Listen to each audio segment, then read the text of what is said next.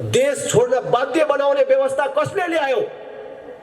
यसको जिम्मेवार को हुन्? अब यिनीहरूले मुक्ति पाउँछन्, छुट पाउँछन्? जनता कांग्रेस एमाले माओवादीको गोठमा बाँधेर राखेको गाईबस्तु होइन। जुन बेला नेपाल भन्ने देश थियो त्यस बेला अहिलेको भारत बनेको थिएन, अमेरिका बनेको थिएन। भारत भन्दा अमेरिका भन्दा जेठो विश्वको यो प्राचीन देश आज कसरी मागी खानेहरूको देश भयो? आज किन उनीहरूका अगाडि हामी हात थापी खाने भयौं? 31 वर्ष भयो त कांग्रेसहरूले, एमालेहरूले, माओवादीहरूले प्रजातन्त्र, लोकतन्त्र, गणतन्त्रको नाममा देशमा शासन चलाएको। आमाको काख छोडेर, बिहे गरेको भोलिपल्ट श्रीमती छोडेर धेरै पैसा कमाउनको लागि होइन, केवल परिवार पाल्नको लागि देश छोड्न बाध्य बनाउने व्यवस्था कसले ल्यायो? यसको जिम्मेवार को हुन्? के राजालाई गाली गरेर, हिन्दू राष्ट्रलाई गाली गरेर अब यिनीहरूले मुक्ति पाउँछन्, छुट पाउँछन्?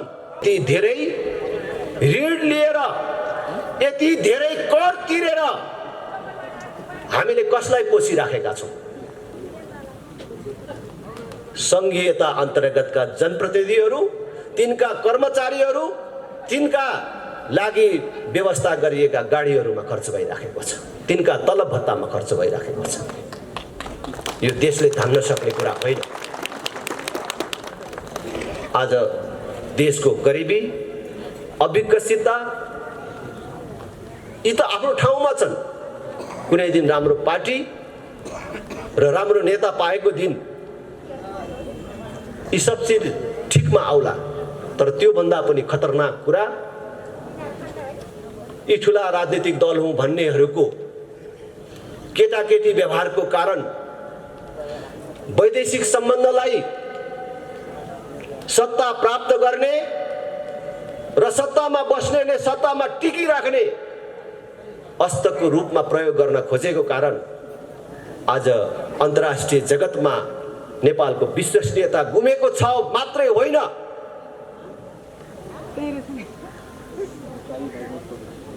ठुला शक्ति राष्ट्रहरू प्रतिस्पर्धा गर्दै अहिले नेपालमा प्रत्यक्ष रूपले अरनखटन सुरु गरेका छन्। अब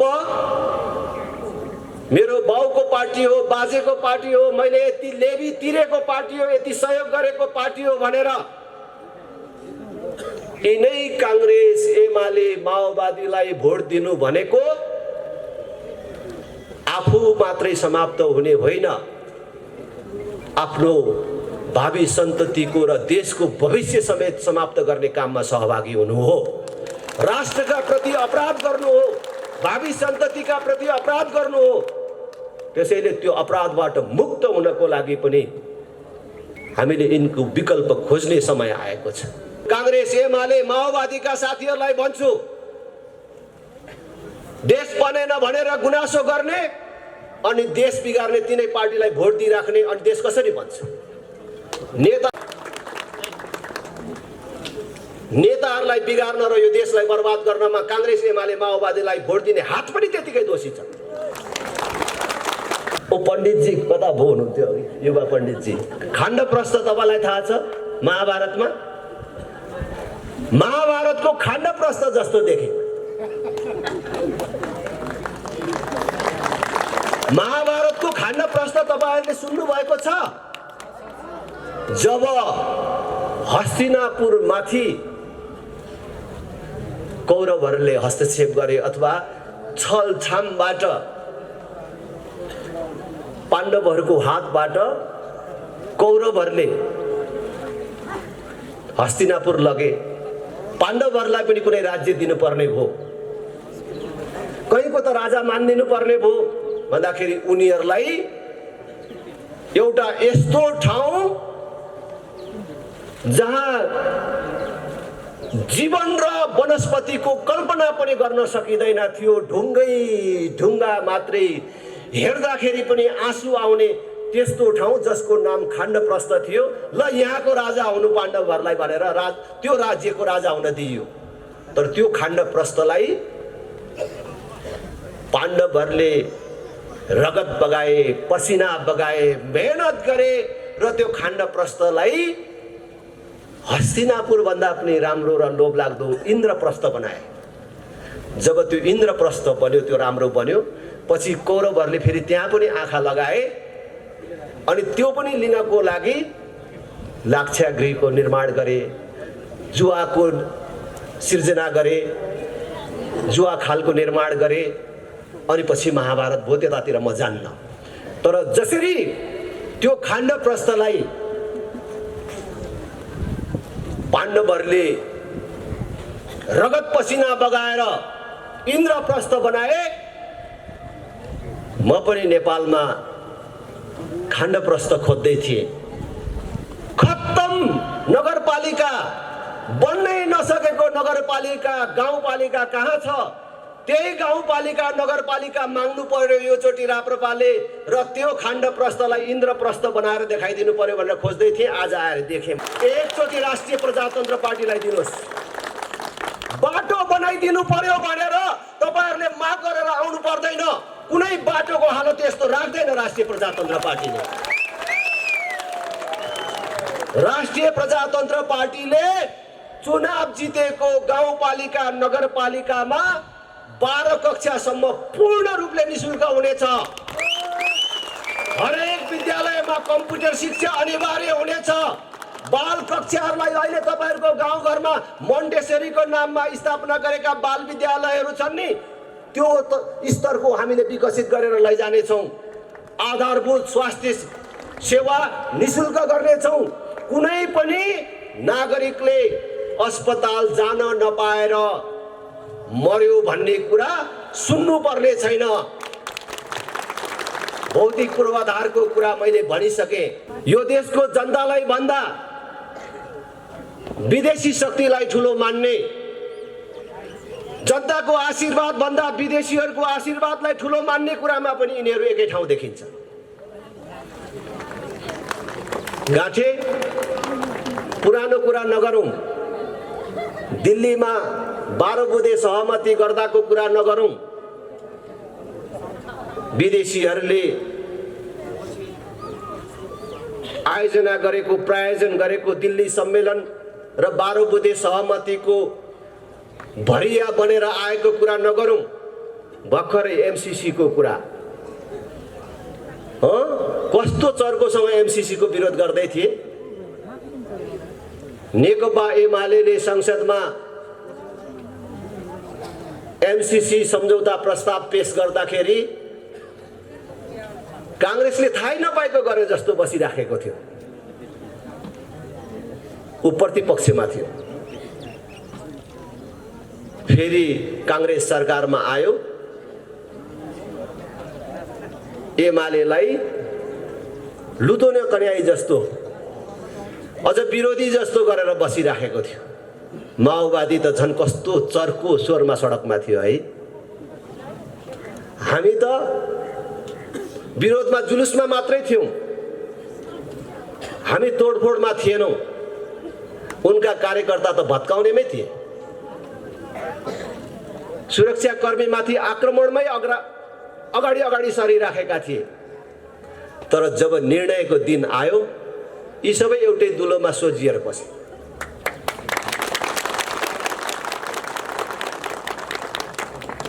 इनका सब क्रियाकलापले देखिन्छ यिनीहरूको नाम अलग हो, साइनबोर्ड अलग हो, अफिस अलग हो, तर यिनीहरू एक सिक्काका दुई पाटाहरू हुन्। मैले बुझ्नको लागि सिक्का पाटा भन्यो भने सबै मान्छेले बुझ्दिदैन। बल्ल बल्ल भेटेको बुझ्ने गरी भन्नु पर्यो। यो हात हेर्यो भने उतापट्टिबाट देख्नेले धर्कै धर्का रहेछ हात भनेको भन्ने बुझ्छ। यता पछाडिबाट हेर्नेले छालै छाला रहेछ हात भनेको बुझ्छ। तर यताबाट हेरे पनि, यताबाट हेरे पनि, यो छाला हेरे पनि, यो धर्का हेरे पनि हात त हातै हो नि। त्यसकारणले कांग्रेस एमाले भन्नु एक सिक्काका दुई पाटाहरू हुन्। यी अलग पार्टी होइनन्। देशमा आज जुन बेरोजगारी छ, जुन महँगी छ,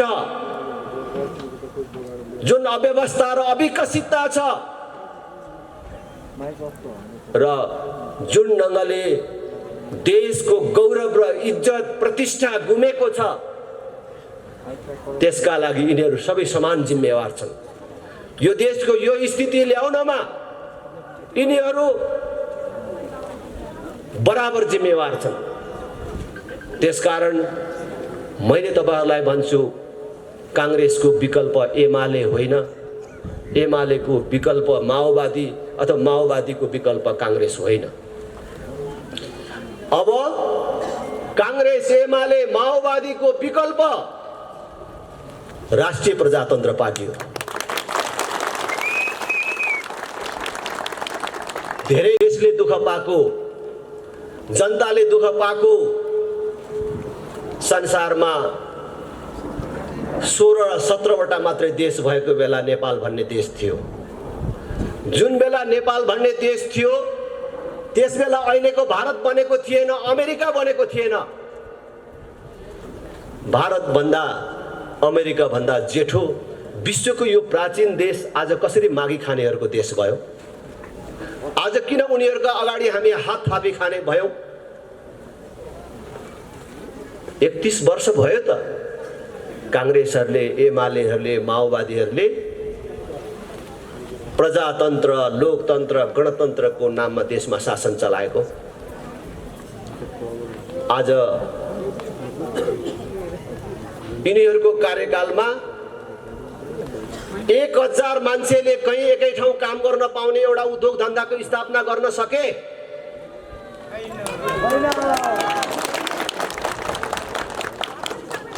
आज देश पूर्ण रूपले बेरोजगार उत्पादन गर्ने कारखानामा परिणत भएको छ। हामीले भनेको होइन, उनीहरू भन्छन्। 50 लाख भन्दा बेसी युवकहरू वैदेशिक रोजगारीमा छन्। जुन देशको जनसङ्ख्या 3 करोड पुगेको छैन, त्यो देशको 18 वर्ष उमेर पूरा गरेको, 50 वर्ष ननागेको, डाक्टरले जाँच्दाखेरि शरीरमा कुनै रोग नदेखिएको 50औं लाख युवकहरू वैदेशिक रोजगारीमा छन् भने देशको अवस्था के होला? कल्पना गर्नुस्।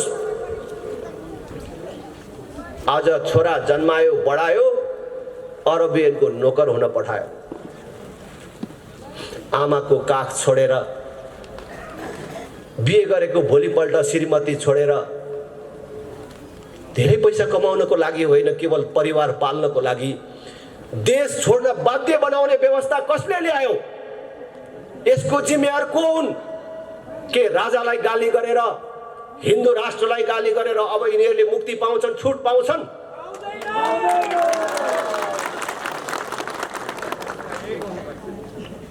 आज देशको राष्ट्रिय ऋण 4 वर्षमा 2 गुणा भएको छ।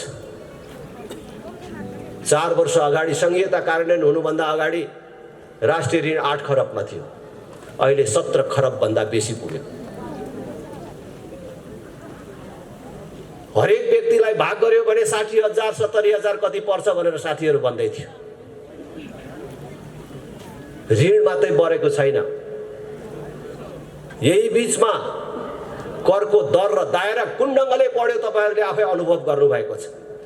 केही वर्ष अगाडिसम्म के कुरामा कर लाग्छ भनेर हामीले यसो सम्झिनु पर्थ्यो, तर आज के कुरामा चाहिँ कर लाग्दैन भनेर हामीले सम्झनु पर्ने भएको छ। कर नलाग्ने कुनै क्षेत्र छैन। करको दायरा पनि त्यसरी नै बढेको छ भने दर पनि हिजो 17 रुपैयाँ लाग्ने ठाउँमा आज 1700 र 7000 सम्म लाग्न थालेको छ। तर यति धेरै ऋण लिएर, यति धेरै कर तिरेर हामीले कसलाई पोसिराखेका छौं? संघीयता अन्तर्गतका जनप्रतिनिधिहरू, तिनका कर्मचारीहरू, तिनका लागि व्यवस्था गरिएका गाडीहरूमा खर्च भइराखेको छ, तिनका तलब भत्तामा खर्च भइराखेको छ। यो देशले धान्न सक्ने कुरा होइन। आज देशको गरिबी, अविकसितता यी त आफ्नो ठाउँमा छन्। कुनै दिन राम्रो पार्टी र राम्रो नेता पाएको दिन यी सब चिज ठिकमा आउला। तर त्यो भन्दा पनि खतरनाक कुरा यी ठुला राजनीतिक दल हुँ भन्नेहरूको केटाकेटी व्यवहारको कारण वैदेशिक सम्बन्धलाई सत्ता प्राप्त गर्ने र सत्तामा बस्नेले सत्तामा टिकिराख्ने अस्त्रको रूपमा प्रयोग गर्न खोजेको कारण आज अन्तर्राष्ट्रिय जगतमा नेपालको विश्वसनीयता गुमेको छ मात्रै होइन,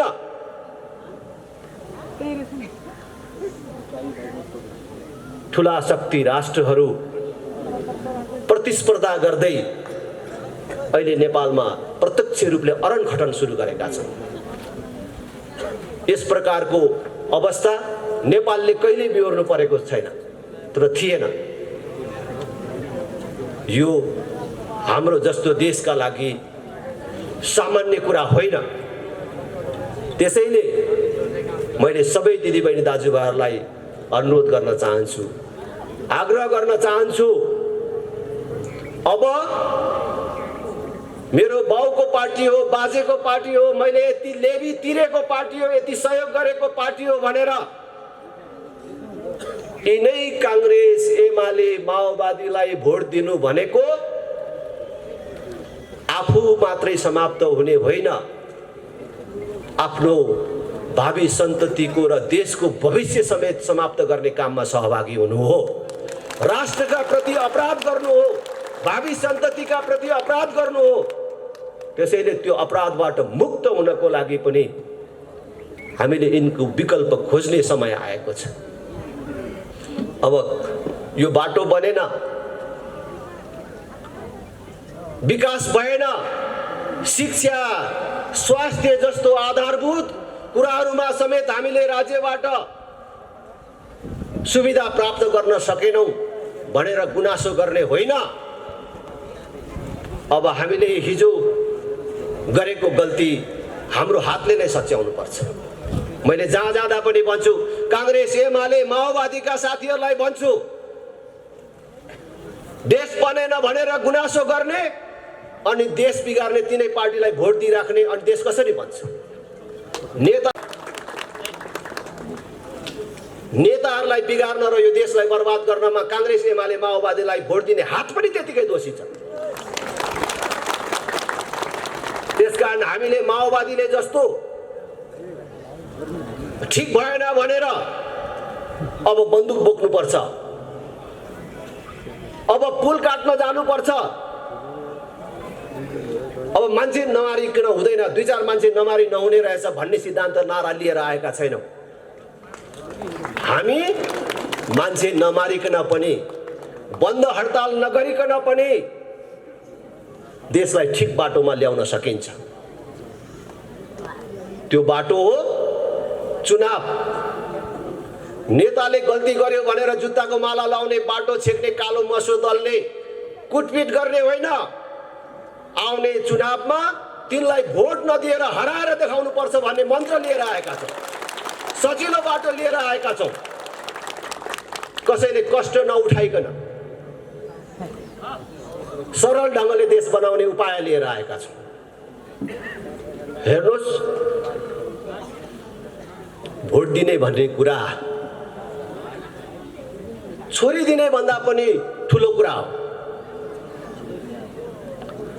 छोरी दिँदाखेरि तपाईले कति चोटी सोच्नुहुन्छ? 1 चोटी, 2 चोटी, 10 चोटी? होइन, 1000 चोटी सोच्नुहुन्छ। जब छोरी दिने कुरा हुन्छ रातभरि छटपटाउनुहुन्छ, निन्द्रा लाग्दैन। आफूले छोरी दिन लागेको केटो कस्तो हो भनेर अनेक मान्छे लगाएर बुझ्नुहुन्छ। त्यो छोरो अथवा त्यो ज्वाइँ बन्ने मान्छे कति पढेको छ, आनी बानी कस्तो छ, आम्दानीको स्रोत के छ, जाँडक्सी खान्छ कि खाँदैन, त्यति मात्र हो र त्यसले ठिटी घुमाएर हिँड्ने गरेको छ कि छैन भनेर समेत सोध्नुहुन्छ र बुझ्नुहुन्छ। त्यति धेरै बुझेर दिएको ठाउँ पनि कहिलेकाहीँ गलत पर्छ। त्यति बुझेर दिँदाखेरि पनि छोरी कहिलेकाहीँ लफङ्गाको हातमा पर्छ। त त्यस्तो भयो भने के हुन्छ? तपाईको एउटा छोरीले दुःख पाउँछ, कान्छी दिएको हो भने ठुलो छोरीसम्मलाई पनि केही फरक पर्दैन, ठुली दिएको हो भने कान्छी छोरीलाई पनि केही फरक पर्दैन। अलिअलि पीर परिवारलाई पर्छ, तर बर्बादी कसले? त्यही छोरी एउटाले बिहोर्नुपर्छ। तर तपाईले दिने एउटा भोट गलत पार्टी र गलत नेतालाई परेछ भने त पुरै देशले दुःख पाउँछ, पुरै देश बर्बाद हुन्छ। आज त्यही कुरा भइराखेको छ। त्यसकारण भोट दिनुभन्दा अगाडि 1000 चोटि सोचेर भोट दिनुस्। आज राष्ट्रिय प्रजातन्त्र पार्टी राष्ट्र संस्था स्थापना गर्ने, सर्वधर्म समभाव, पूर्ण धार्मिक स्वतन्त्रता सहितको सनातन धर्म सापेक्ष हिन्दू राष्ट्र स्थापना गर्ने यो दुईटा नारा मात्र लिएर आएको छैन। राष्ट्र संस्था र हिन्दू राष्ट्र कुनै व्यक्तिलाई राजा बनाउने र कुनै जात विशेषले मान्ने धर्म स्थापित गर्ने कुरा मात्र होइन, नेपालको स्थायित्वको आधार हो। राष्ट्र संस्था र हिन्दू राष्ट्र भएपछि देश स्थायी बन्छ, शान्ति स्थिरता कायम हुन्छ अनि त्यसको जगमा जनताको प्रतिनिधिहरूले देश बनाउने हो। देश बनाउने योजना सहित हामी आएका छौँ। हामी राजा ल्याउने, हिन्दू राष्ट्र ल्याउने मात्रै होइन, देश बनाउने, जनतालाई सुखी र समृद्ध बनाउने संकल्पका साथ आएका छौँ। एक पटक राष्ट्रिय प्रजातन्त्र पार्टीलाई हेर्नुहोस्, त्यसपछि तपाईले आफै पटक पटक हेर्नुहुनेछ। सधैँको लागि तपाईले राष्ट्रिय प्रजातन्त्र पार्टीलाई अनि हेर्नुहुनेछ। एकचोटि हामीलाई हेर्नुहोस्। आज म यहाँ आउँदा म त छक्क परे। काठमाडौँ उपत्यकाको एउटा महत्त्वपूर्ण जिल्ला भक्तपुर,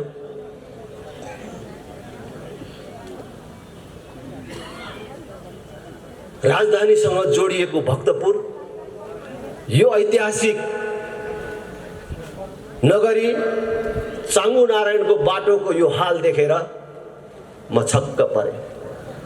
ओ पण्डितजी कता भो हुनुहुन्थ्यो अघि? युवा पण्डितजी, खाण्डप्रस्थ तपाईँलाई थाहा छ? महाभारतमा महाभारतको खाण्डप्रस्थ जस्तो देखे।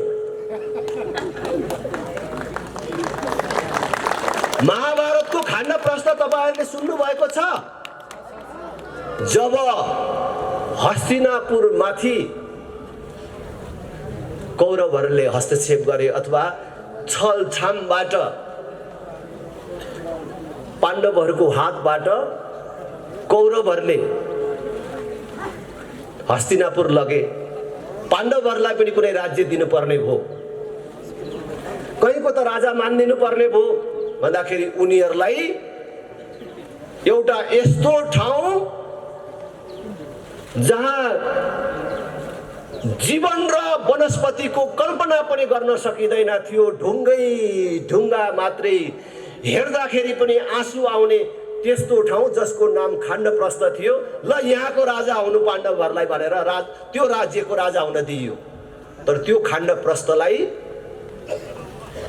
पाण्डवहरूले रगत बगाए, पसिना बगाए, मेहनत गरे र त्यो खाण्डप्रस्थलाई हस्तिनापुर भन्दा पनि राम्रो र लोभलाग्दो इन्द्रप्रस्थ बनाए। जब त्यो इन्द्रप्रस्थ बन्यो, त्यो राम्रो बन्यो, पछि कौरवहरूले फेरि त्यहाँ पनि आँखा लगाए अनि त्यो पनि लिनको लागि लाक्षागृहको निर्माण गरे, जुवाको सिर्जना गरे, जुवा खालको निर्माण गरे अनि पछि महाभारत भयो। त्यतातिर म जान्न, तर जसरी त्यो खाण्डप्रस्थलाई पाण्डवहरूले रगत पसिना बगाएर इन्द्रप्रस्थ बनाए, म पनि नेपालमा खाण्डप्रस्थ खोज्दै थिएँ। खत्तम नगरपालिका, बन्नै नसकेको नगरपालिका, गाउँपालिका कहाँ छ? त्यही गाउँपालिका नगरपालिका माग्नु पर्यो यो चोटि राप्रपाले र त्यो खाण्डप्रस्थलाई इन्द्रप्रस्थ बनाएर देखाइदिनु पर्यो भनेर खोज्दै थिएँ। आज आएर देखेँ। एकचोटि राष्ट्रिय प्रजातन्त्र पार्टीलाई दिनुहोस्, बाटो बनाइदिनु पर्यो भनेर तपाईहरुले माग गरेर आउनु पर्दैन। कुनै बाटोको हालत यस्तो राख्दैन राष्ट्रिय प्रजातन्त्र पार्टीले। राष्ट्रिय प्रजातन्त्र पार्टीले चुनाव जितेको गाउँपालिका नगरपालिकामा 12 कक्षासम्म पूर्ण रूपले निशुल्क हुनेछ। हरेक विद्यालयमा कम्प्युटर शिक्षा अनिवार्य हुनेछ। बाल कक्षाहरूलाई अहिले तपाईहरुको गाउँघरमा मोन्टेसरीको नाममा स्थापना गरेका बाल विद्यालयहरू छन् नि, त्यो स्तरको हामीले विकसित गरेर लैजाने छौं। आधारभूत स्वास्थ्य सेवा निशुल्क गर्ने छौं। कुनै पनि नागरिकले अस्पताल जान नपाएर मर्यो भन्ने कुरा सुन्नु पर्ने छैन। भौतिक पूर्वाधारको कुरा मैले भनिसके। नमुना लायक काम गरेर देखाउँछौं। थोरै पैसाले कसरी यत्रो बाटो बनाए, यत्रा पुल कल्भर्टहरू बने, यति धेरै सामुदायिक भवनहरू कसरी बने भनेर कांग्रेस एमाले माओवादीले जितेका मानिस ठाउँका मानिसहरू हेर्न आउने गरी बनाउँछौं। हामीले ज्येष्ठ नागरिकहरूको लागि, बालकहरूको लागि, महिलाहरूका लागि हामीले हेर्न लायक र नमुना लायक योजनाहरू ल्याउँछौं। त्यसकारण एकचोटि राष्ट्रिय प्रजातन्त्र पार्टीलाई साथ दिनुहोस् र यो चाङ्गु नारायण राष्ट्रिय प्रजातन्त्र पार्टीलाई एकचोटि दिनुहोस् भन्ने म अपिल गर्न चाहन्छु। यस्तो बिजोग काठमाडौँसँग, राजधानीसँग जोडिएको जिल्लाको, नगरको हालत यो के हो? यस्तो यो त मेरो सुदूर गाउँमा पनि छैन। यस्तो हामीले जितेको गाउँमा यस्तो छैन। हामीले जितेको गाउँमा पहिले यस्तै थियो। कालो पत्रे सडक कस्तो छ हेर्नको लागि कि बिहार जानु पर्थ्यो कि शहरमा जानु पर्थ्यो। तर आज कालो पत्रे सडकले नछोएको कुनै वार्ड छैन। हाम्रो गाउँका छोराछोरीहरूले 12 कक्षासम्म निशुल्क पढ्न पाउँछन्। हरेक नागरिकका छोराछोरीले दिनमा 1 घण्टी कम्प्युटरसँग खेल्न पाउँछन्। एकचोटि यो चाङ्गु नारायण पनि हामीलाई दिनुहोस्। म यही अपिल गर्न चाहन्छु। नअल्मलिनुहोस् यो कांग्रेस एमाले माओवादीसँग। जुन पार्टीहरूले 31 वर्ष मौका पाउँदाखेरि केही गर्न सकेनन्। ल त तपाई राप्रपा भएर होइन, कांग्रेस एमाले माओवादी पनि भएर होइन, एउटा नागरिक भएर एकछिन आँखा चिम्म गरेर छातीमा हात राखेर सम्झनुहोस् त। यो 31 वर्षमा, यो 2046 सालदेखि यहाँसम्म आइपुग्दाखेरि यो कांग्रेस एमाले माओवादी भन्ने पार्टीले देशको लागि गरेको यो चाहिँ काम छ है, यो चाहिँ बिर्सनु हुँदैन भन्ने कुनै कुरा छ? एउटा कुनै कुरा छ? कोही कांग्रेसी, कोही एमाले, कोही माओवादी जनहरू आएर ल राजेन्द्र म भन्छु भनेर यहाँ उभिएर भन्न सक्ने ताकत राख्नुहुन्छ? कोही छ? यो त गरेको छ है कांग्रेसले, यो त बिर्सिनु हुँदैन भन्ने कुनै कुरा छ? देशले देख्न पाउने, जनताले छुन पाउने, भोग्न पाउने कुनै त्यस्तो कुरा छ? पूर्ण रूपले बेरोजगार उत्पादन गर्ने कारखानामा परिणत गरे। आज हाम्रो भाइ छोराहरूलाई, हाम्रा दिदीबहिनीहरूलाई बेचेर उनीहरूले पठाएको रेमिटेन्सबाट देश चलाएर केही मानिसहरू मालिक बने। आज बैंकमा पैसा छैन भन्छ। अर्थशास्त्रको धेरै कुरा म बुझ्दिनँ, तर लाटो हिसाबले पनि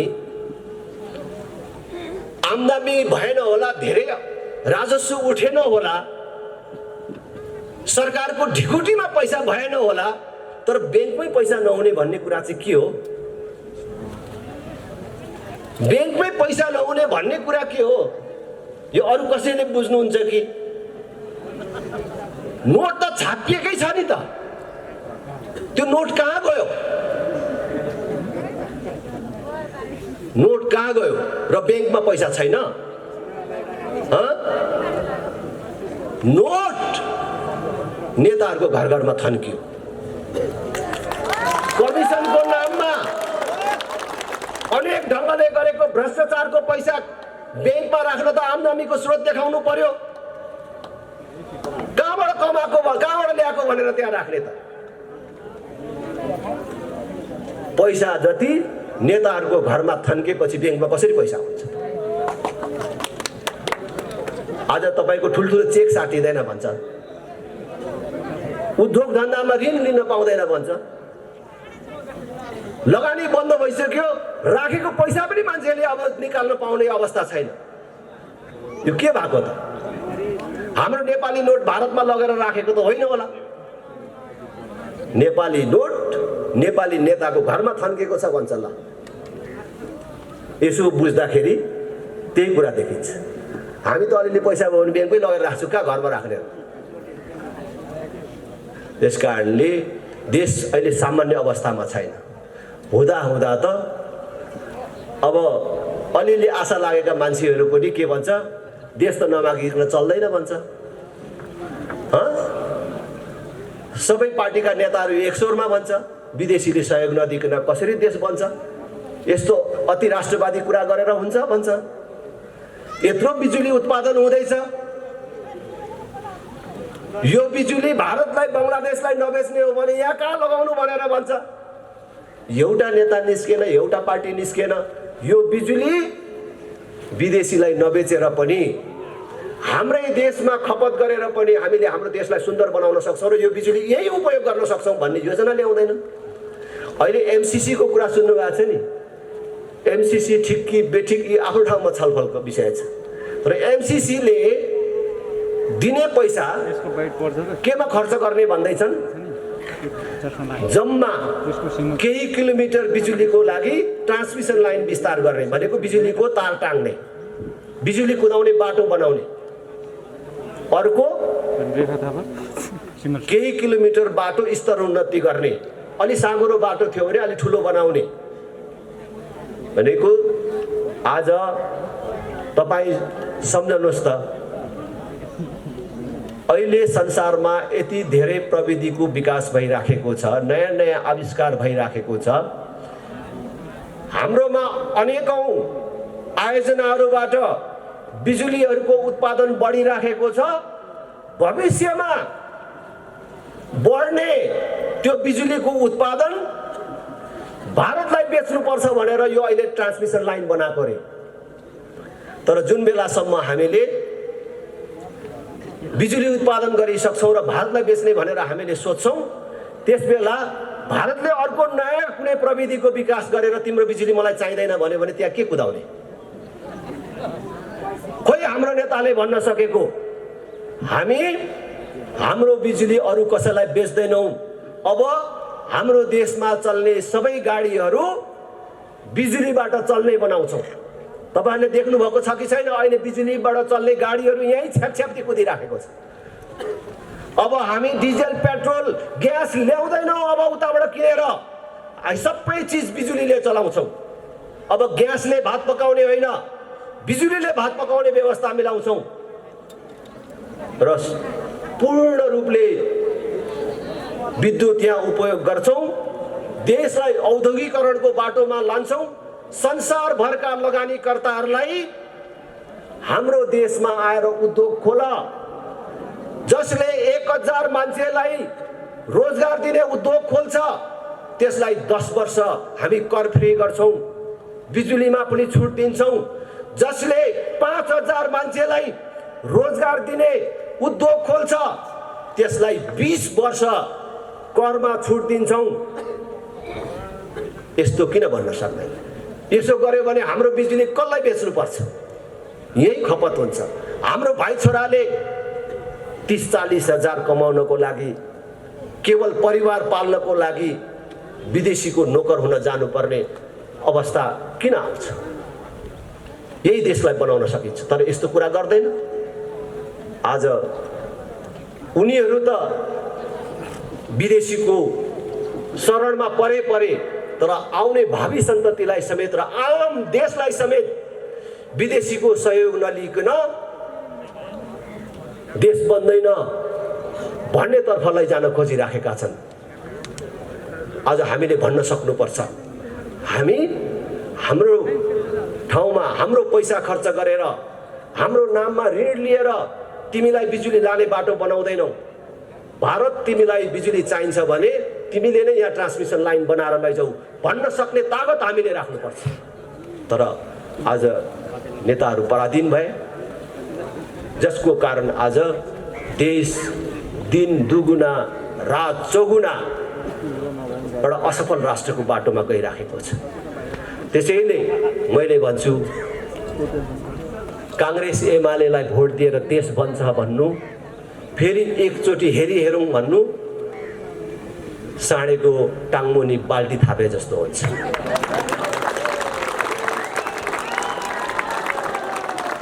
साँडेको टाङमुनि बाल्टी थापेर दुध आउँछ?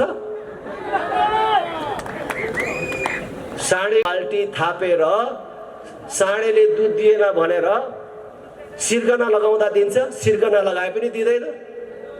होइन, के भयो यसलाई? अलि सुमसुम्या न छोरा भनेर छोराछोरीको पनि सहयोग लिएर सुमसुम्याए पनि दिन्छ? दिँदैन। खाना पो पुगेन कि भने अलिकति दाना थपिँदैन त यसलाई भनेर दाना थपिदिँदा पनि दिँदैन? दिँदैन। केही गरे दिँदैन, मरै दिँदैन साँडेले दुध, किनभने साँडेको धर्मै दुध दिने होइन। त्यसै गरेर काङ्ग्रेस एमालेको धर्म नै देश बनाउने होइन रहेछ भन्ने कुरा त 31 वर्षमा देखियो। त्यसकारण अब जनता जाग्ने बेला आयो।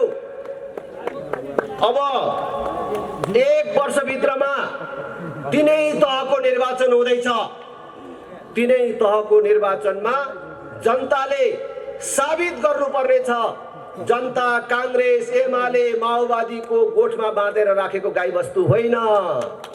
उनीहरूले भन्छ नि जनता सार्वभौम छ भन्छ नि, हो जनता सार्वभौम छ, जनता बुझ्ने भयो भन्ने प्रमाणित गर्नको लागि पनि यी पार्टीहरूलाई हराएर देखाउनुपर्छ। यही कुरा म तपाईहरु सबलाई अपिल गर्दै फेरि पनि अरु 2टा पार्टी प्रवेश कार्यक्रममा सहभागी हुनुपर्नेछ। बस चढेर आउनु भएको छ टाढा टाढाबाट साथीहरू, 3 दिनदेखि पर्खिराख्नु भएको छ महत्त्वपूर्ण साथीहरू। त्यसकारण मैले बिचैमा समय लिए उपाध्यक्षजी, प्रवक्ताहरू र रेखा थापा समेत तपाईहरुको साथमा हुनुहुन्छ। पूरा समय बसेर यो सभालाई पूर्ण रूपले सफल बनाइदिनु हुन तपाईहरु सबलाई अपिल गर्दै यहाँबाट